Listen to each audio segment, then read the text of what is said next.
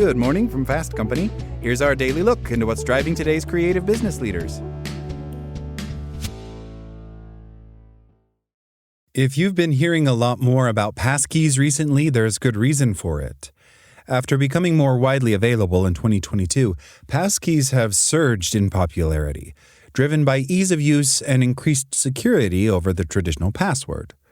The FIDO Alliance, the consortium that drove the development and adoption of passkeys, noted in a 2026 survey that some 5 billion of them are now in use globally, and about 90% of people are aware of them. The first Thursday in May, which was once known as World Password Day, has even rebranded to World Passkey Day. The surge in passkey adoption comes even as phishing and sophisticated AI-powered hacks have made protecting yourself online more important than ever. Experts say that switching from passwords to passkeys whenever possible is one way to reduce the risk of remote phishing attacks that target employee login credentials. The passkey is a key element, not a magic solution, to eliminating that risk, says Eric Sachs, Corporate Vice President of Identity and Network Access at Microsoft. You'll still have other cybersecurity problems now with AI, but if you can get rid of the number one risk, you can turn your attention somewhere else. What are passkeys anyway? Much like a password, passkeys are a mechanism for logging into a website, but rather than a series of numbers, letters, and symbols created by a person or a password manager to access any number of sites, they are random bytes of information and access only one specific site. They consist of two parts. The first is a verification from a device or password manager that the person attempting to log in is actually who they say they are. The second is the transmission of the actual passkey to a specific website. Gary Orenstein, Chief Customer Officer at password manager Bitwarden, describes the process as a dedicated handshake between the provider and the user. Part of the passkey protocol is to authenticate that it is you accessing the passkey, Orenstein adds. The other part is the exchange with the website. A website that is looking for a passkey will issue what's called a passkey challenge, and only your passkey is going to solve that. How do they work? According to Microsoft Sachs, passkeys rely on users' proximity to their device. They can be confirmed with biometric data like a fingerprint or face scan, a complicated PIN, or even Bluetooth.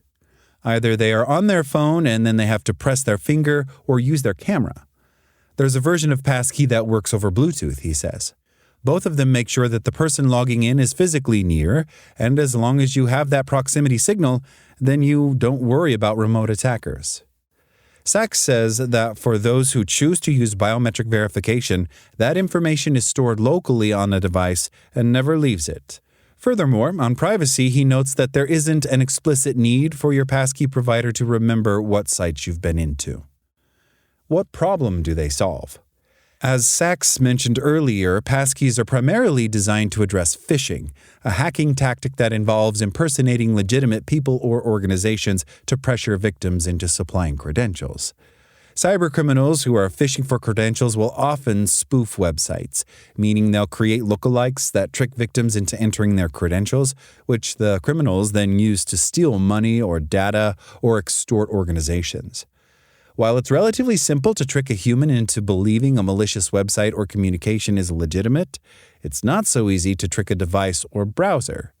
It's a way for your browser to know which credential goes with which website and never send it to the wrong website, says Jacob Hoffman Andrews, senior staff technologist and leader of the Let's Encrypt project at digital privacy nonprofit Electronic Frontier Foundation.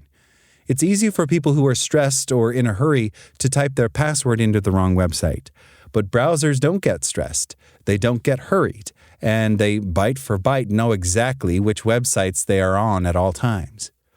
Orenstein says that people's tendency to use the same password for numerous websites also exacerbates the damage of phishing attacks, and passkeys solve for that too. One of the best parts about passkeys is that they are specific to an individual user and an individual website, he says.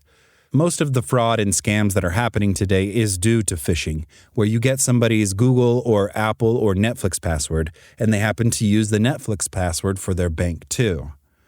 Passkeys are not infallible, but cybercriminals don't target them as often because the payoff is more minimal than for passwords, Orenstein says. And Sachs, meanwhile, likened login credentials for a website to the front door of a home. While passkeys can substantially help secure the vulnerabilities of the so-called front door, a platform that has other weaknesses will not be impervious to a cyber attack. Passkeys may seem complicated, but the takeaway is simple. If you are given the option to set one up, you should probably take it. Your data and your privacy will thank you. That's all today from Fast Company. Talk to you tomorrow.